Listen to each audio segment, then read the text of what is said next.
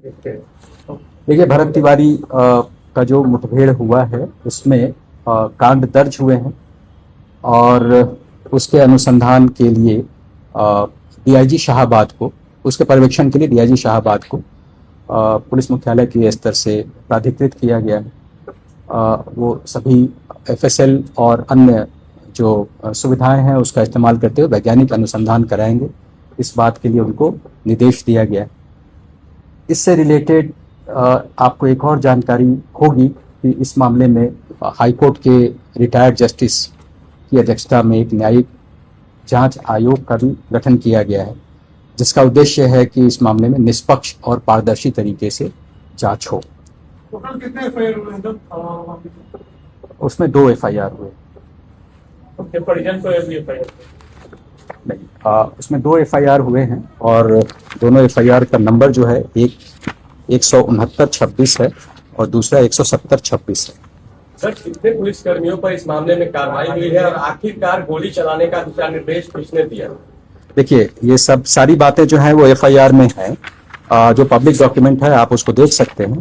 दूसरा ये कि इस मामले में लापरवाही जो है इस परिप्रेक्ष्य में सामने आई है कि जब पहली बार वो 16 तारीख को हमारे पदाधिकारी वहां गए थे तो उसमें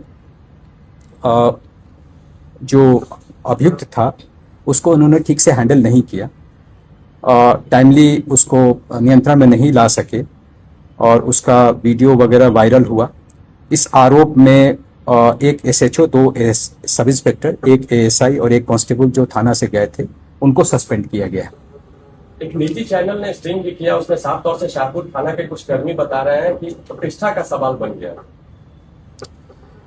ये मामला जो है चूंकि न्यायिक जांच में है, इसलिए पुलिस के स्तर से इसमें कोई भी बयान देना उचित नहीं होगा। ये सबजुडिस करना होगा, मैटर को प्रेजुडिस करना होगा रादर। तो इसलिए हमें उस पर न्यायिक जांच आयोग के मामले में कोई दखल नहीं देना चाहिए। सर, आप लोग बताइए, बहुत सारी कितनी गिरफ्तारियां हुई, तो क्या इनकाउंटर की उपलब्धि है आप लोग की, उसमें कितना आपने इनकाउंटर किया उसके बारे में देखा है?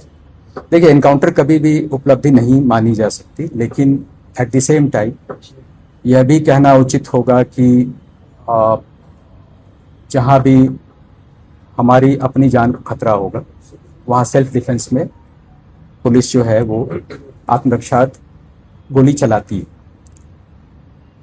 और इस क्रम में यदि सामने वाला अभियुक्त को गोली लगती है तो वो कानून के तहत एक एक्सेप्शन, उसमें हमें आत्मरक्षार्थ गोली चलाने का अधिकार दिया गया है। वीडियो में दिख रहा है सर कि सरेंडर करने के बाद मैं पूरी घटना हुई, आसपास के लोग। मैं इस बारे में यही कहना चाहूँगा कि न्यायिक जांच आयोग के तहत ये मामला है और उसमें हमारे स्तर से कोई भी बयान देना उचित नहीं होगा। डीआईजी शाहाबाद इस कांड के अनुसंधान के लिए प्राधिकृत किए गए हैं, हमें उसका इंतजार करना चाहिए।